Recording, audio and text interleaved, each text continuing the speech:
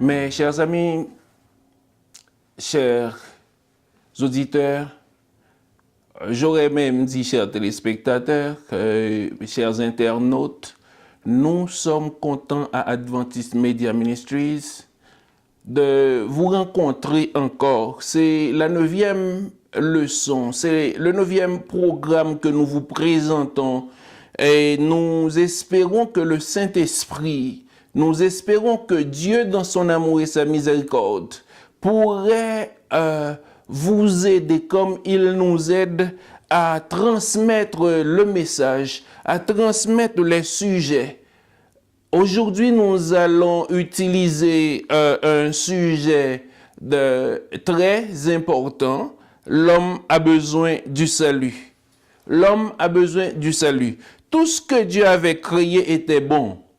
Pour arriver à la perfection, l'homme devait obéir à Dieu.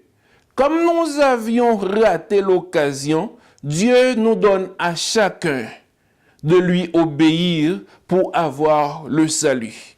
Voilà la raison de l'arrivée de Jésus sur la terre.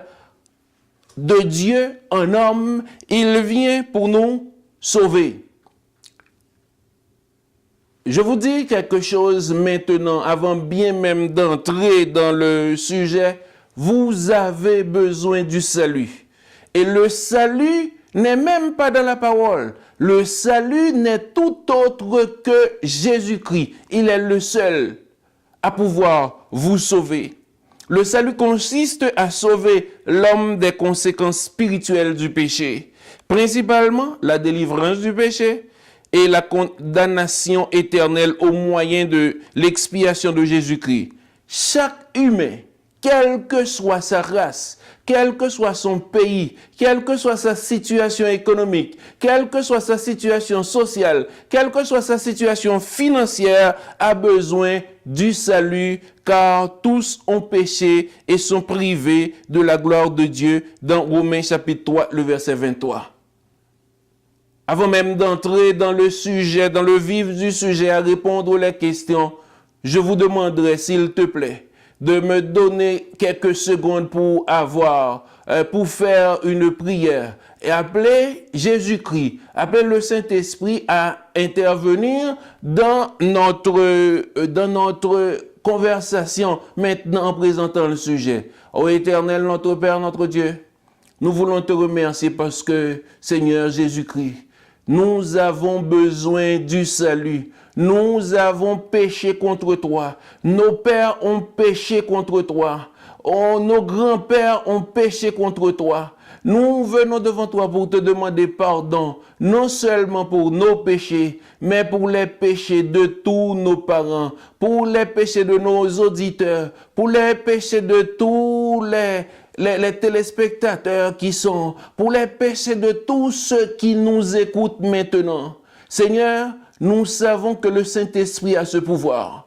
Maintenant, tu as ce pouvoir de déposer ta main sur cette femme, sur cet homme, sur ce jeune qui t'écoute maintenant et qui veut vraiment avoir cette rencontre, parce que le fait de le placer maintenant à nous écouter, maintenant à écouter ta parole, maintenant à comprendre ce qu'est le salut, comment Jésus-Christ est-il venu pour nous donner ce salut? Seigneur, c'est parce que tu veux lui donner cette espérance de la vie éternelle. Jésus-Christ, s'il te plaît, que le Saint-Esprit descende, que le Saint-Esprit entre dans l'âme de chacun de nous et que nous ayons compris ton message, nous ayons compris l'importance que tu as pour nous donner ce salut. Et ainsi, Seigneur Jésus-Christ, à quel que soit le moment, quel que soit ce qui se passe, quand tu reviendras, nous aurons avec toi, nous aurons été avec toi parce que toi, tu nous as sauvés, tu nous as donné cette paix, tu nous as donné cette grâce de nous accorder avec toi. Merci Jésus-Christ de nous avoir écoutés. Merci d'ouvrir notre intelligence pour comprendre ta parole. Au nom du Père, du Fils et du Saint-Esprit. Amen.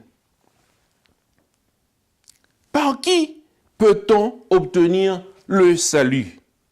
Actes chapitre 4, le verset 12 Actes chapitre 4, le verset 12, Actes chapitre 10, verset 43, il est dit de la manière suivante.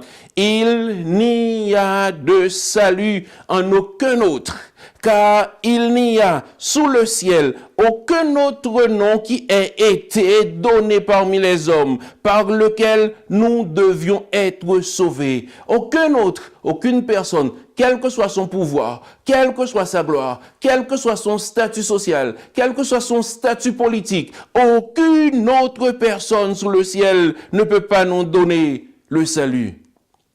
Il n'est que Jésus-Christ seulement qui peut faire cela pour nous. Tous les prophètes rendent de lui témoignage. De qui? De Jésus-Christ. Et que quiconque croit en lui reçoit par son nom le pardon de ses péchés. C'est Jésus-Christ seulement en lui que nous pouvons recevoir le pardon de nos péchés. Parce que il est Dieu. Il est notre Rédempteur. Comme notre Rédempteur, il est venu pour nous donner le salut. Savez-vous que Jésus-Christ, il était dès le commencement avec son Père? Mais dans Matthieu chapitre 1er, le verset 21, il est dit, et il enfantera un fils. Et tu lui donneras le nom d'Emmanuel, c'est-à-dire que l'enfantement du Fils a été prévu. Le nom aussi. Et il enfantera un fils. Et tu lui donneras le nom d'Emmanuel, ce qui signifie Dieu avec nous. Le nom de Jésus-Christ, c'est lui qui sauvera son peuple de ses péchés. C'est Jésus-Christ seulement qui peut nous sauver de nos péchés. Vous et moi sommes pécheurs. Nous avons fait ce que nous ne devrions pas faire. Nous avons pensé ce que nous ne devons pas penser devant la face de l'Éternel. Mais nous avons le salut en Jésus-Christ parce que c'est lui seul qui peut nous sauver. Oh, si vous voulez voir quelle est la condition de l'homme, et l'homme, cet homme, c'est personne d'autre, c'est toi, c'est moi. C'est vous, cette femme qui est née ici d'une mère ou bien d'un père. Ou bien c'est vous, cet homme qui est né, mais qui n'avait pas demandé d'arriver dans ce monde. Mais vous êtes arrivé dans ce monde parce que il y a l'union d'un homme et d'une femme qui vous a permis d'y arriver. Mais quelle est la condition de cet homme? Comme homme, comme femme, vous êtes né dans le péché. Psaume 51, le verset 5. Psaume 51, le verset 5 dit, « Car je reconnais mes transgressions et mon péché est constamment devant moi. » Je reconnais que j'ai péché contre Dieu. Je reconnais que j'ai fait ce que je ne devrais pas faire. Et mon péché est constamment devant moi. Pourquoi mon péché est constamment devant moi? Parce que il y a le Saint-Esprit qui me montre ce que je fais, comment j'ai agi, ce que je dis. Mon comportement ne devrait pas être comme c'est, mais au moins, je reconnais que j'ai péché contre lui. Psaume 58, le verset 3. Loin de là, dans le cœur, vous consommez des iniquités dans le pays. C'est la violence de vos mains que vous placez sur la balance. Vous pouvez me dire, mais je ne reconnais pas avoir rien fait. Nous avons hérité le péché de nos premiers parents. Nous avons hérité le péché même quand nous n'avons pas de fait exact. Quand je dis nous n'avons pas de fait, nous n'avons commis aucun fait de péché, mais le péché existe en nous. C'est pourquoi je vous dis, oui, nous sommes nés dans le péché. Puisque nous sommes nés dans le péché, vous allez comprendre quelque chose, même notre intelligence est obscurcie. Comment pourrait-on considérer que notre intelligence est obscurcie? Parce que nous ne prenons pas la bonne décision. Éphésiens chapitre 4, le verset 18. Éphésiens chapitre 4, le verset 18, il est dit, « Ils ont l'intelligence obscurcie, ils sont étrangers à la vie de Dieu, à cause de l'ignorance qui est en eux, à cause de l'endurcissement de leur cœur. Je vais vous dire un secret.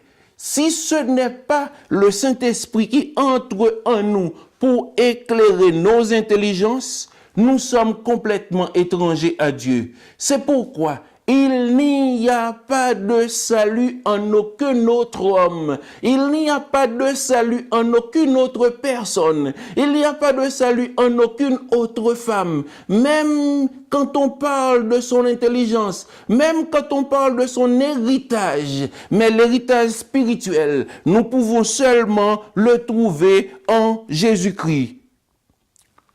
Savez-vous, tout homme, toute femme ont leur cœur tortueux et méchant. Ils n'arrivent pas à faire quoi que ce soit qui pourrait aller d'une manière ou d'une autre mieux, ni pour sa famille, ni pour ses enfants, ni pour ses frères, ni pour ses sœurs. C'est bien difficile à comprendre parce que, je vais vous dire, Jérémie va nous l'expliquer dans Jérémie chapitre 17, le verset 9. Jérémie, chapitre 17, le verset 9, il est dit, « Le cœur est tortueux par-dessus tout et il est méchant. Qui peut le connaître? » Mon cœur est tortueux.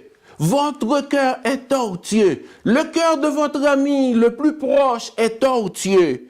Il n'y a personne qui peut le connaître. Seulement Dieu qui peut connaître ce cœur. Seulement Dieu qui peut transformer ce cœur. Mais pour qu'il le transforme, il faut quelque chose. Il faut que vous ayez ce désir. Quand vous reconnaissez vos péchés, quand vous reconnaissez vos actions, vous lui remettez tout et lui, il le prend. Spirituellement, je vais vous dire quelque chose. Vous et moi sommes morts spirituellement. Parce que nous n'avons et pouvons rien faire qui pourrait nous donner la vie. Rien. Entièrement rien. Le seul qui peut nous aider, c'est Jésus-Christ. Et c'est pourquoi, par exemple, je vais le lire dans Éphésiens chapitre 2, verset 1er. Vous étiez morts par vos offenses et par vos péchés. Vous étiez morts par vos offenses et par vos péchés dans lesquels vous marchiez autrefois selon le train de ce monde. Nous étions morts. Ou bien nous sommes morts si nous ne reconnaissons pas Jésus-Christ dans notre vie. Si nous ne reconnaissons pas l'action de Dieu dans nos vies. C'est pourquoi nos conditions, c'est ça. Nous sommes nés dans le péché. Nous sommes sans intelligence. Ou bien notre intelligence est obscurcie. Notre cœur est tortueux et méchant. Et spirituellement, nous sommes morts. Maintenant, si nous sommes dans cette condition-là, est-il possible à l'homme de changer sa condition par lui-même? Jérémie chapitre 13, verset 23 nous dit, « Un Éthiopien peut-il changer sa peau? Et un léopard ses taches. De même, pourriez-vous faire le bien, vous qui êtes accoutumés à faire le mal. » J'aime le verset quand il dit un Éthiopien peut-il changer sa peau. Je ne parle même pas d'ethnicité, je ne parle pas de race, je ne parle pas de catégorie, mais pensez-vous qu'un blanc pourrait changer sa peau quel que soit le coup de soleil qu'il prend? Pensez-vous qu'un noir, quel que soit le produit qu'il utilise, peut changer sa peau? L'Éthiopien ne peut pas changer sa peau, comme le léopard ne peut pas enlever ses taches.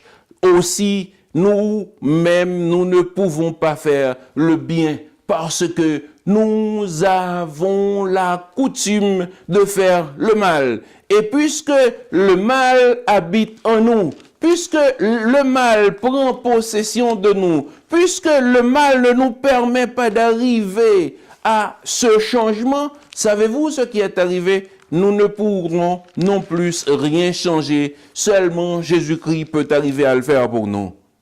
Dans Romains chapitre 6, le verset 23, Romains chapitre 6, le verset 23, il est dit, « Car le salaire du péché, c'est la mort, mais le don gratuit de Dieu, c'est la vie éternelle en Jésus-Christ notre Seigneur. » Le salaire du péché, c'est la mort. Quand nous péchons, nous héritons la mort. Quand nous avons fait ce qui est mal, nous coupons notre contact avec Dieu. Mais le don gratuit de Dieu, c'est la vie éternelle.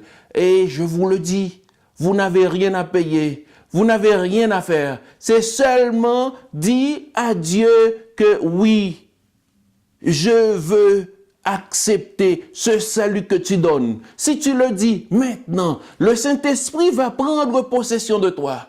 Tu es un médecin peut-être, tu es un psychologue peut-être, tu es un mathématicien peut-être, tu es un ébéniste peut-être, tu es, quelle que soit la profession, quel que soit ton rang social, quelle que soit ta position économique, je vais vous dire, il n'y a personne qui peut rien faire pour toi parce que vous êtes mort au péché. Mais cette mort peut se transformer dans le cas où vous acceptez d'obéir à la volonté de Dieu.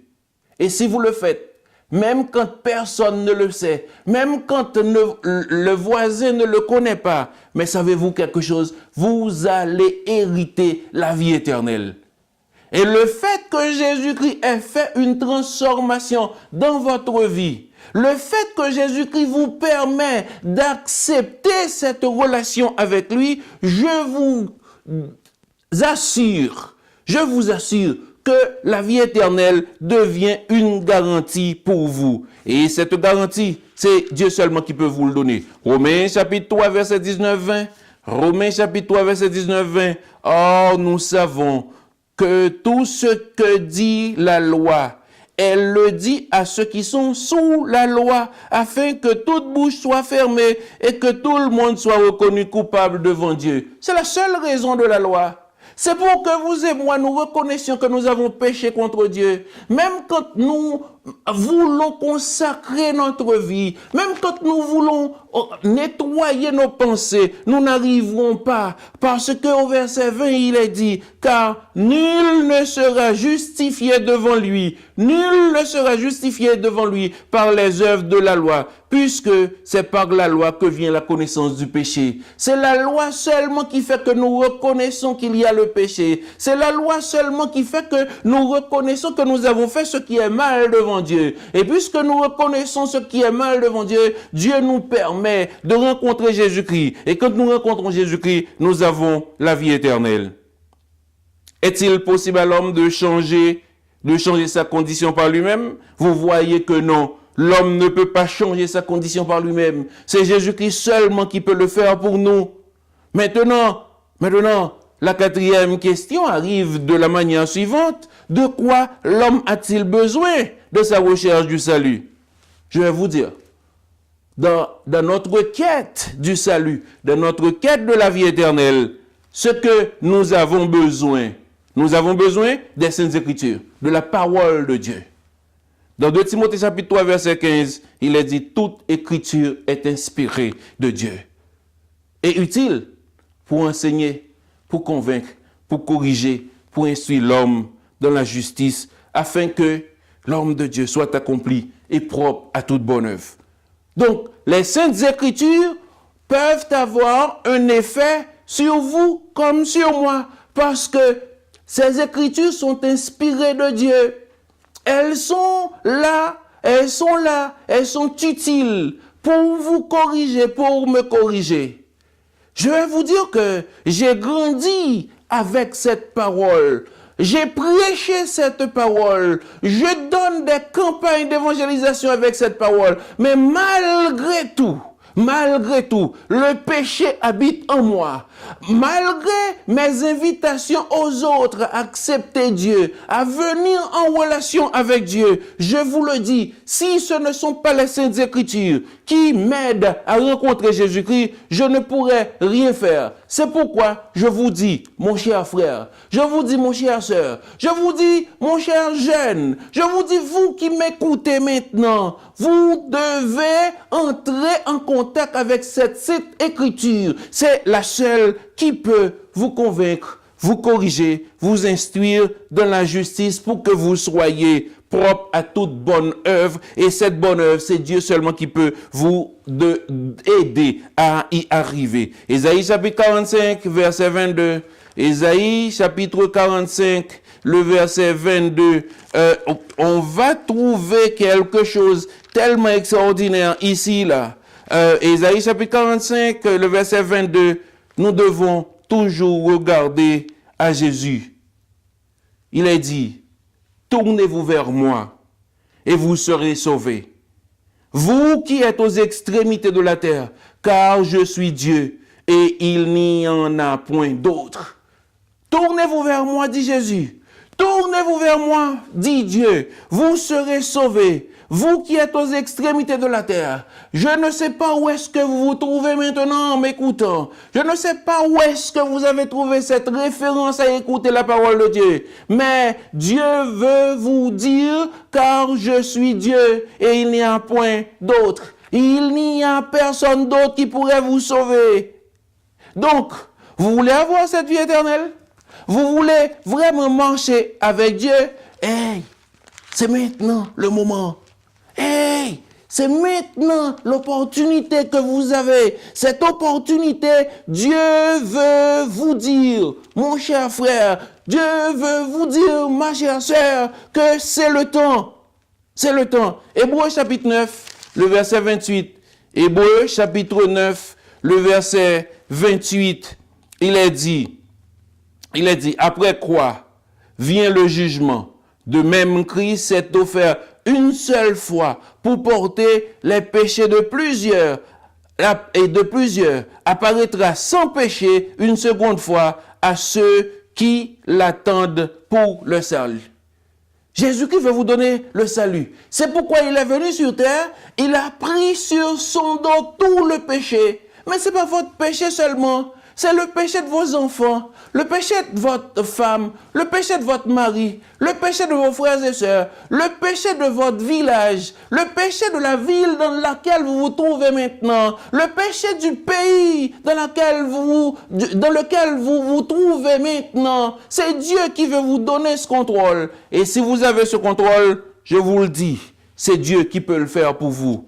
Et si Dieu le fait, si Dieu vous donne cette possibilité, si Dieu vous donne cet accès, je vous le dis, mon cher frère, je vous le dis, ma chère sœur, vous êtes sauvés pour le temps et pour l'éternité. Dans Romains chapitre 1er, le verset 16, Romains chapitre 1er, le verset 16, il est dit, « Car je n'ai point honte de l'évangile. C'est une puissance de Dieu pour le salut de quiconque croit, du juif premièrement, puis du grec. » Je ne peux pas avoir honte de l'évangile, parce que l'évangile est une puissance de Dieu pour le salut de quiconque croit. Si vous croyez maintenant, cette puissance peut vous transformer. Si vous croyez maintenant, je vous dis, si vous croyez maintenant, vous avez le salut.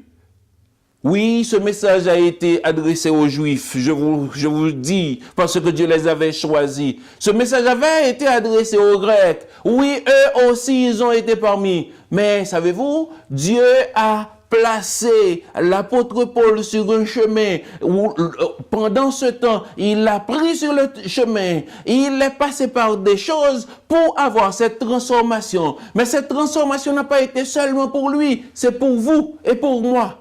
C'est pourquoi aujourd'hui, nous avons cette possibilité de partager le message. C'est pourquoi aujourd'hui, vous avez cette possibilité d'écouter ce message. Parce que le message a été envoyé, a été adressé à nous aussi. Maintenant, si ce message a été adressé à nous aussi, nous devons attendre le retour de Jésus-Christ. Dans Hébreux chapitre 9, le verset 28. Hébreux chapitre 9, le verset 28. Comme il est dit de même, Christ s'est offert une seule fois. Pour qui? Pour toi et puis pour moi. Eh bien, pourquoi? Parce que on doit attendre le salut.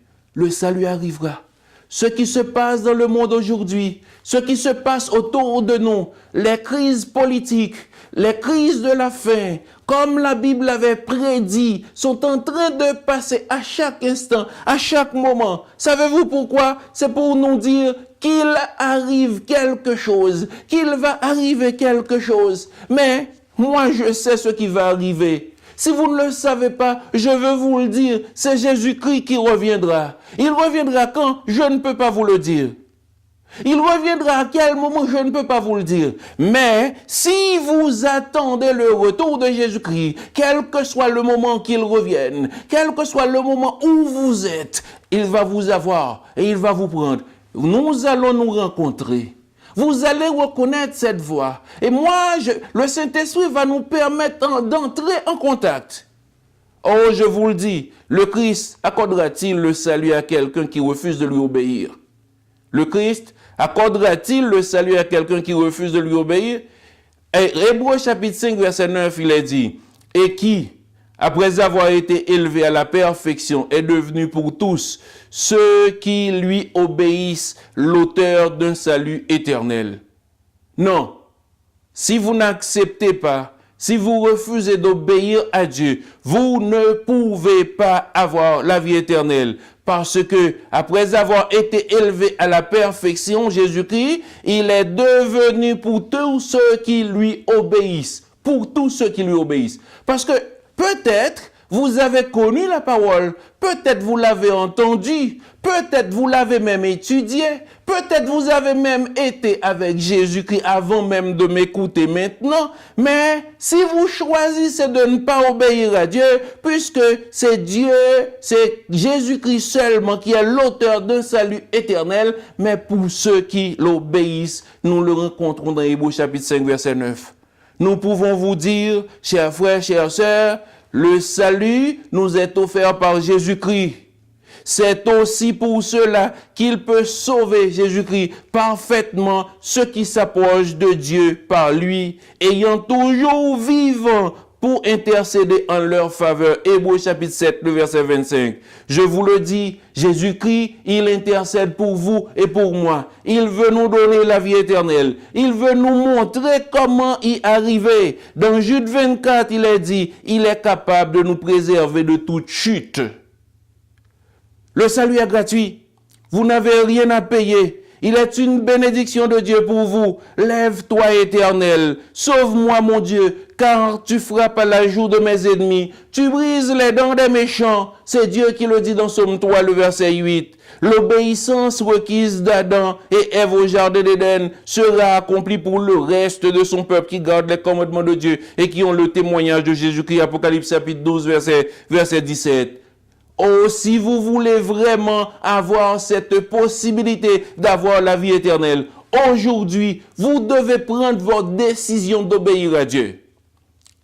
Mais je vais vous dire, ne vous en faites pas. Si vous essayez d'obéir à Dieu et vous constatez que cette obéissance n'arrive pas à bout, humiliez-vous devant la présence de l'Éternel. Dis-lui que tu as essayé, mais tu ne peux pas. Mais est-ce que lui, il va te laisser perdre? Mais non, Dieu ne laisse pas perdre à quelqu'un qui veut lui obéir. L'ennemi peut tout vouloir faire pour te perdre, mais il n'y arrivera pas, parce que nous avons la présence de Jésus-Christ qui est là. Il veut nous stimuler pour lui obéir. Le Saint-Esprit est là pour nous pousser à obéir à Dieu. Et si vraiment vous arrivez par le moyen du Saint-Esprit, savez-vous quelque chose? Vous aurez la vie éternelle.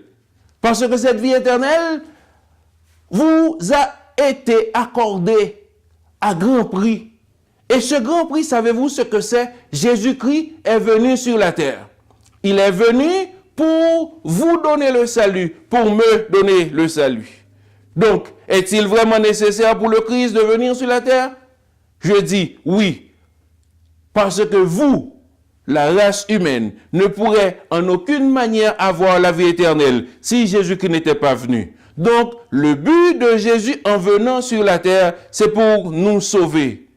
Car le Fils de l'homme est venu chercher et sauver ceux qui étaient perdus. Le Fils de l'homme est venu chercher et sauver ceux qui étaient perdus. Nous avons été perdus dans nos actions. Nous avons été perdus dans nos visions. Nous avons été perdus dans toutes les choses. Mais je vous dis quelque chose. Jésus-Christ est venu. Il veut nous sauver.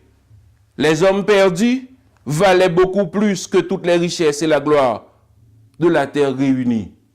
Mais si Dieu, lui, il veut, il pourra le faire. On va aller exactement à la 6e question qui dit: pourquoi Jésus devint-il participant de la chair et du sang?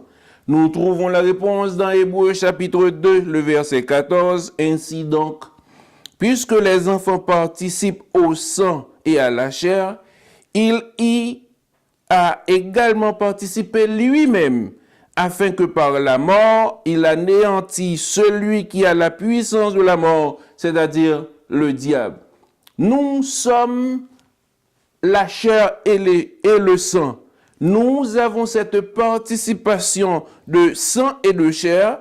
Jésus-Christ, lui, il est venu entrer dans cette participation de sang et de chair pour nous donner la vie éternelle, afin que par la mort, sa mort sur la croix, il anéantit la puissance de la mort. La puissance de la mort, c'est le diable. Le diable le sait lui-même. C'est pourquoi il a non seulement attaqué nos premiers parents, mais il a attaqué Jésus-Christ lui aussi. Donc, Jésus-Christ s'est fait homme pour nous sauver. Et il a connu la situation de toutes les femmes. Il a connu la situation de tous les hommes. Donc, l'incarnation avait pour but la mort. C'était la résultante de sa vie sur la terre. La mort du Christ ne fut pas un incident fortuit de sa vie humaine. Cela en fut le but suprême. Il devint homme pour qu'il puisse mourir comme un homme pour l'homme. Je vais vous dire, Jésus-Christ n'était pas venu comme pour manifester sa grandeur, pour manifester sa gloire. Jésus-Christ n'était pas venu pour montrer son importance en face des autres, mais il était venu seulement avec l'objectif suprême de mourir pour l'homme. Donc la 7e question nous dit: quelle est l'importance de la mort du Christ? Quelle est l'importance de la mort du Christ? C'est ainsi que le Fils de l'homme est venu pour être servi. Mais non, mais pour servir et donner sa vie comme la rançon de plusieurs. Matthieu chapitre 20, le verset 28. Le Fils de l'homme est venu non pour être servi. Il est venu pour que, comme il pouvait, les autres disciples, les apôtres, quand ils étaient avec lui pour servir Jésus-Christ, non, il n'a pas demandé aux hommes de le servir. Au contraire, c'est lui qui les a servis. Et non seulement il les a servis, il a donné sa vie en rançon. Il a pris la mort. Il a pris notre mort parce que Dieu l'avait bien dit. Et quand il a dit aux hommes, vous ne toucherez pas l'arbre du bien et du mal. Le jour où tu le toucheras, tu mourras. Mais Satan est venu pour leur dire, non, vous ne mourrez pas. Mais Jésus-Christ, lui, qu'est-ce qu'il savait? Il connaissait qu'il y avait une mort spirituelle.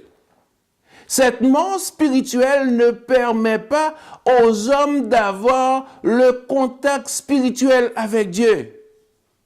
Mais quand Jésus-Christ est venu, quand il a pris l'initiative spirituelle de prendre notre mort et nous donner la vie spirituelle, savez-vous comment il nous a transformés? Il nous a transformés en des saints. Je vous le dis, c'est parce que vous qui m'écoutez maintenant, vous avez cette possibilité de prendre et de comprendre la rançon de la vie de Jésus-Christ pour toi et pour moi.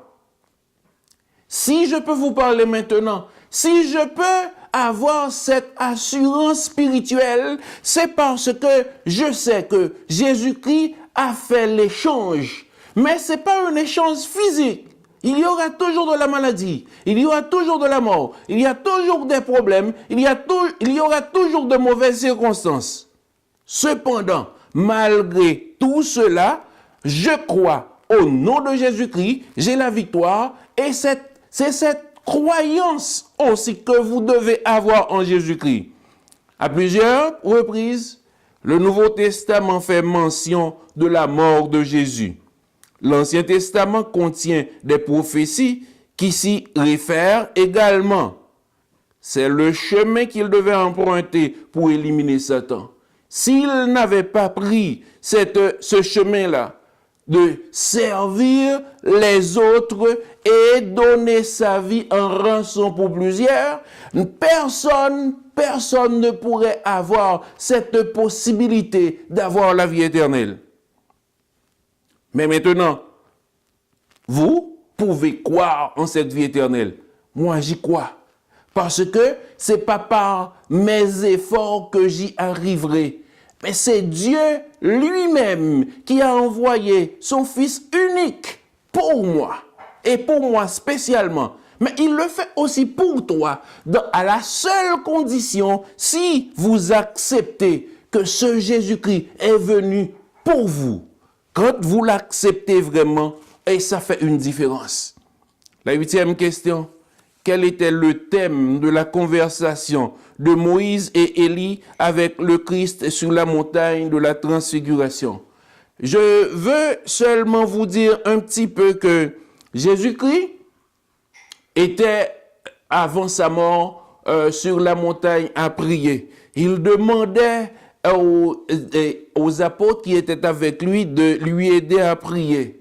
Mais pendant que Jésus-Christ priait, eux, ils ont vu Moïse, ils ont vu Élie avec le Christ. Mais c'est là la question, quel était le thème de la conversation de Moïse et Élie avec le Christ sur la montagne de la transfiguration? Luc chapitre 9, versets 30 et 31. Et voici, 2 hommes s'entretenaient avec lui. C'était Moïse et Élie, qui, apparaissant dans la gloire, parlaient de ce qu'il allait accomplir à Jérusalem. Le thème de la conversation dans la gloire, il parlait de ce qu'il allait accomplir à Jérusalem. Pourquoi Jérusalem retourne toujours dans la conversation spirituelle de Jésus? Il a demandé aux apôtres de rester à Jérusalem jusqu'à ce que le Saint-Esprit descende sur eux, jusqu'à ce qu'il y ait une manifestation spirituelle sur eux. Les apôtres étaient avec Jésus-Christ, ils croyaient au pouvoir de Jésus-Christ. Ils ne croyaient pas qu'ils pourraient avoir eux-mêmes ce pouvoir. Mais Jésus-Christ voulait leur montrer, restez à Jérusalem, restez au pied de Dieu, restez à chercher la présence de Dieu, restez à chercher cette humilité que Dieu nous demande d'avoir, nous permet d'avoir une transformation.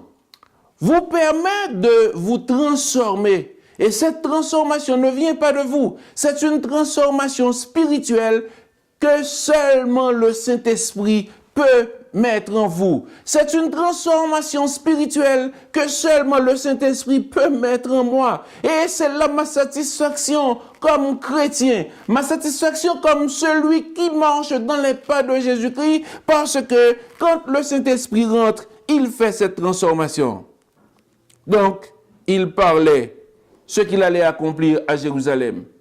Jésus-Christ veut accomplir quelque chose pour vous. L'acceptez-vous?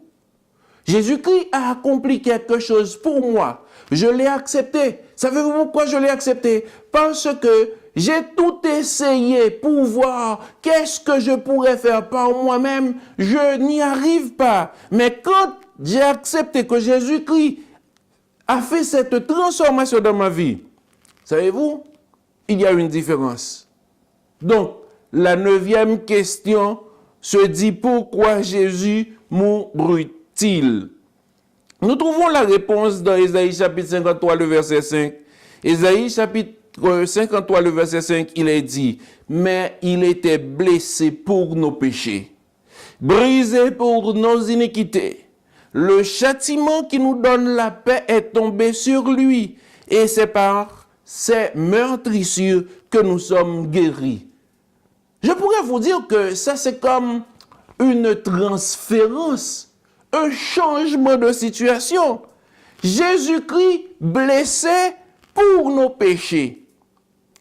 On l'a brisé pour nos iniquités. Les coups que lui avait reçus, c'est même pas pour lui parce qu'il n'a jamais péché, c'est pour nos iniquités, c'est pour nos péchés. Le châtiment qui nous donne la paix, c'est pourquoi aujourd'hui, vous pouvez parler de paix, mais ce n'est pas une paix politique, ce n'est pas une paix sociale, ce n'est pas une paix économique, ce n'est pas une paix financière dont Jésus-Christ fait mention, mais il parle d'une paix spirituelle.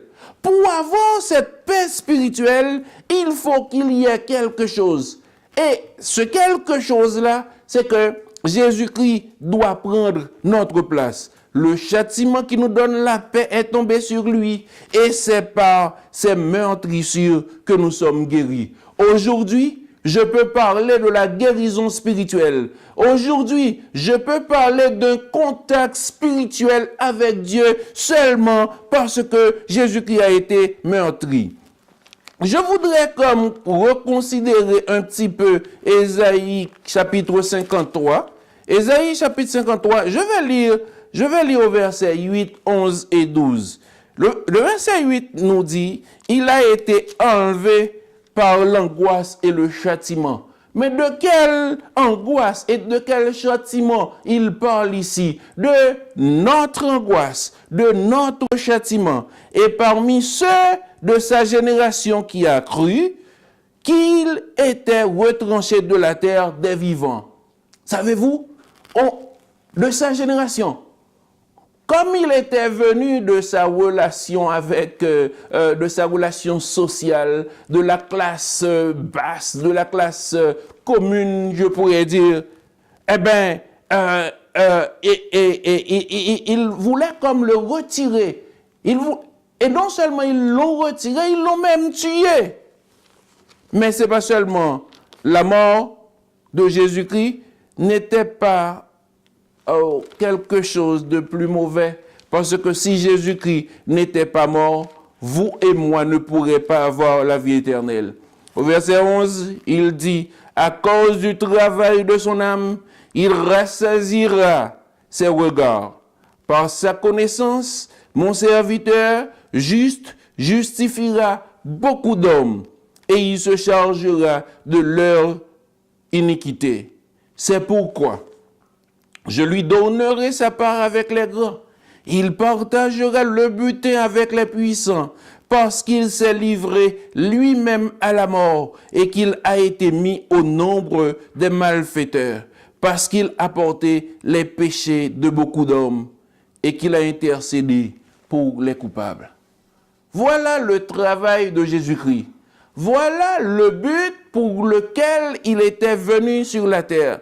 À cause du travail de son âme.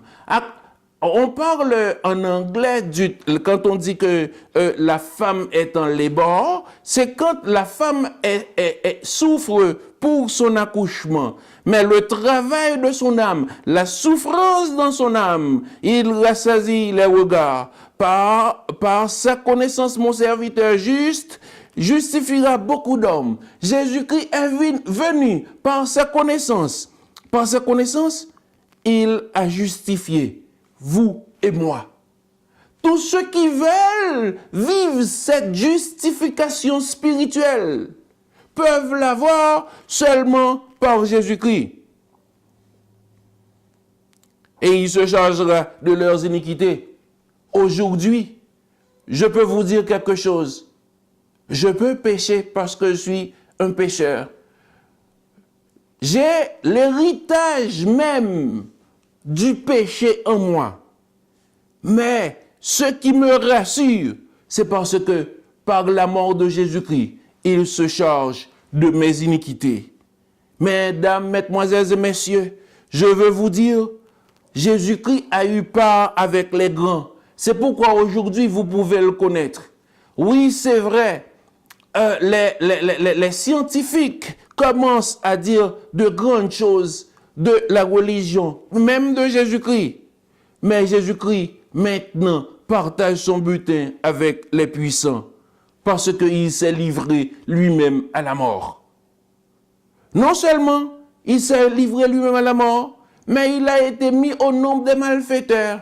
Il y avait un malfaiteur à sa gauche, il y avait un autre à sa droite. Mais il était juste au milieu, parce que il a porté vos péchés, il a porté les miens aussi. Et non seulement il les porte jusqu'à maintenant, son rôle dans le ciel, c'est d'intercéder pour vous et pour moi. Et il ne le fait pas seulement pour vous qui m'écoutez, il ne le fait pas seulement pour moi qui vous parle, mais il le fait pour tous ceux qui croient en lui et tous ceux qui veulent l'obéir. Ce n'est pas un privilège, ce n'est pas une grâce de Dieu. Pierre parle du juste mourant pour les injustes dans 1 Pierre chapitre 3, le verset 18. Il est mort pour nos péchés, 1 Corinthiens chapitre 15, verset 3. Et c'est là qu'on peut comprendre vraiment ce que Jésus-Christ fait dans son rôle.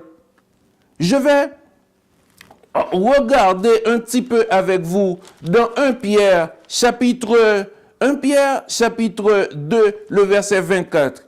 Et vous allez voir 1 Pierre chapitre 2, le verset 24. Vous allez voir ce qui suit. Lui qui a porté lui-même nos péchés en son corps sur le bois, afin que, morts au péché, nous vivions pour la justice. Lui qui par les meurtrissures duquel vous avez été guéris. Aujourd'hui, si vous vous sentez spirituellement guéri, ce n'est pas parce que vous avez la volonté, ce n'est pas parce que vous avez la force d'y arriver, mais c'est parce que Jésus-Christ a accepté de mourir au péché pour que nous vivions dans la justice. Vous ne pouvez pas vous rendre juste, même quand vous faites bien des choses, même quand vous achetez beaucoup de choses, même quand vous faites cadeau beaucoup de choses, même quand vous avez de très bons sentiments. Et je vais aller plus loin. Vous pensez avoir les mains propres. Nulle personne ne peut avoir les mains propres si Jésus-Christ ne l'a pas justifié. C'est Jésus-Christ par sa mort qui fait cette justification en nous. La mort du Christ fut vicariale. Il était juste et méritait la vie, Jésus-Christ, mais il mourut à la place des hommes injustes qui méritaient la mort. Ce n'est pas une satisfaction spirituelle? Oui, pour moi, ce l'est. La 10e question dit, qu'est-ce que la mort du Christ accomplit pour l'homme? Nous trouvons la réponse dans Colossiens chapitre 1er, le verset 19-20. Colossiens chapitre 1er, le verset 19-20. Car Dieu a voulu que toute plénitude habitât en lui. Il a voulu par lui réconcilier tout avec lui-même, tant ce qui est sur la terre que ce qui est dans les cieux, et en faisant la paix par lui, par le sang de sa croix. Encore, il est revenu ici dans Colossiens, chapitre 1er, verset 18-19, que Dieu voudrait que toute la plénitude habite en lui. Il est l'agent réconciliateur entre son Père et nous. Aujourd'hui, si vous avez la paix, si vous êtes en paix avec Dieu, c'est par le sang de la croix de Jésus-Christ. C'est à profiter. Parce que ce n'est pas à chaque moment qu'on pourrait avoir une aussi très forte somme spirituelle dans une banque. Mais si vous acceptez cette somme dans la banque spirituelle de Dieu, eh bien c'est par la mort de son Fils Jésus-Christ. La 11e question dit, comment le Christ peut-il offrir le pardon aux pécheurs? Ésaïe chapitre 53, le verset 10 dit, il a plu à l'Éternel de le briser par la souffrance. Après avoir livré sa vie en sacrifice pour le péché, il verra une postérité et prolongera ses jours. Et l'œuvre de l'Éternel prospérera entre ses mains. Ésaïe chapitre 53, le verset 10. Il a plu à l'Éternel de le briser par la souffrance. Oh, un père qui accepte de briser son fils unique par la souffrance pour donner la vie éternelle aux autres. Parce que le plan premier de Dieu était de nous donner la vie éternelle, était de vivre en paix, en sécurité. C'était ça l'Éden. Mais malheureusement, la désobéissance a changé les choses. Malheureusement, la désobéissance fait qu'aujourd'hui, vous et moi, nous héritons de quelque chose que nous n'avons pas commis. Et même quand nous aurions voulu avoir l'intention de faire le bien, nous ne pouvons pas. Parce qu'il y a quelque chose en nous. Il y a quelque chose au fond de nous. Il y a quelque chose dans notre conscience. Il y a quelque chose dans notre inconscience. Il y a quelque chose dans nos habitudes. Il y a quelque chose dans nos attitudes. Il y a quelque chose dans nos environnements qui ne nous permettent pas d'y arriver. Jésus est devenu une offrande de culpabilité pour le péché. Et c'est par sa mort que le pardon est attribué aux pécheurs. C'est par la mort de Jésus-Christ. Oh, que c'est bon de savoir que Jésus-Christ, à cause de sa mort, Dieu nous a accordé le pardon. Si vous avez le pardon, si vous pouvez vivre du pardon aujourd'hui, si vous sentez vraiment la grâce de Dieu sur vous, c'est parce que Jésus-Christ a accepté la mort.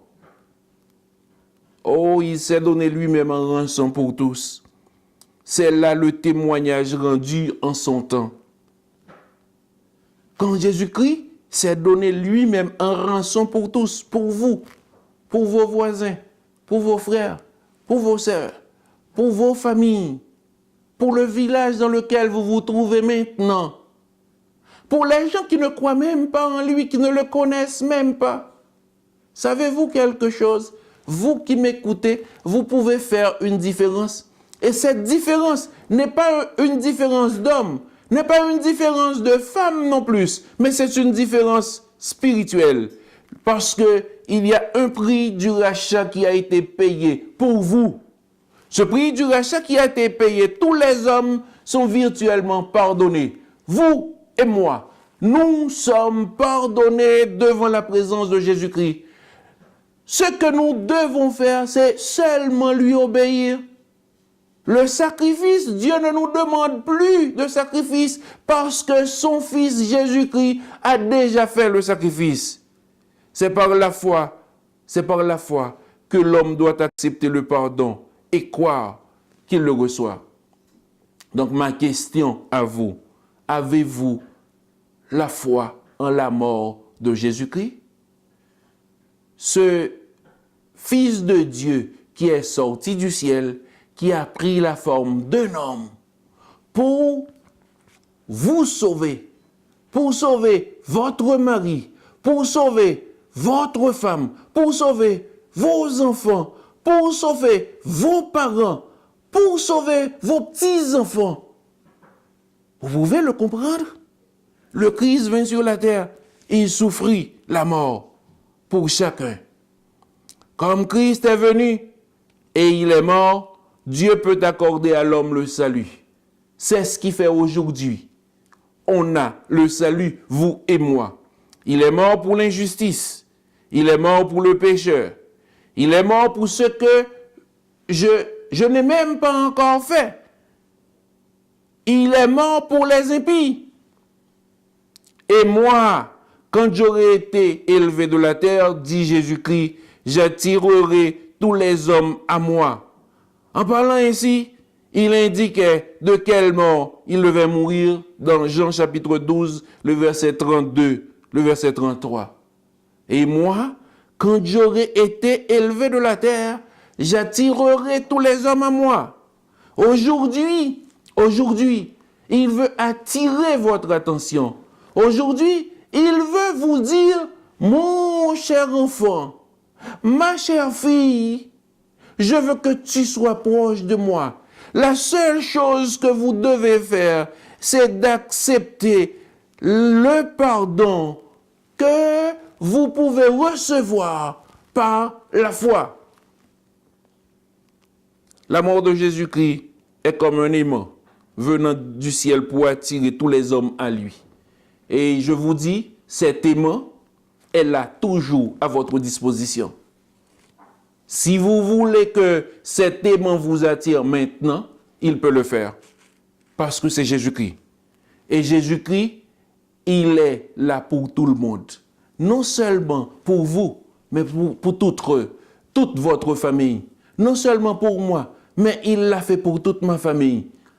Il l'a fait pour tout mon village. Il l'a fait pour tous ceux qui veulent croire en lui. Donc, mesdames, mesdemoiselles et messieurs, je veux vous remercier de croire que Jésus-Christ peut faire quelque chose pour vous. De croire que Jésus-Christ peut faire une différence dans votre vie. Et je vais aller plus loin. Il ne fait pas cette différence spirituelle seulement. Il peut faire une différence matérielle, il peut faire une différence sociale, il peut faire une différence économique dans votre vie. Seulement si vous avez foi en lui. La foi ne vient pas de nous. S'il vous appelle, c'est que cette foi vient de Jésus-Christ qui a accepté la mort. Nous, Adventist Media Ministry, nous sommes contents de vous avoir avec nous et nous voulons vous remercier de votre temps que vous avez passé avec nous. Mais nous vous invitons toujours parce que nous aurons un prochain sujet. Notre prochain sujet sera la repentance et la confession. La repentance et la confession, nous allons le voir à partir des versets bibliques, à partir des expériences bibliques de repentance et de confession. Souhaitons que vous serez là avec nous la prochaine fois. Que le Seigneur vous bénisse.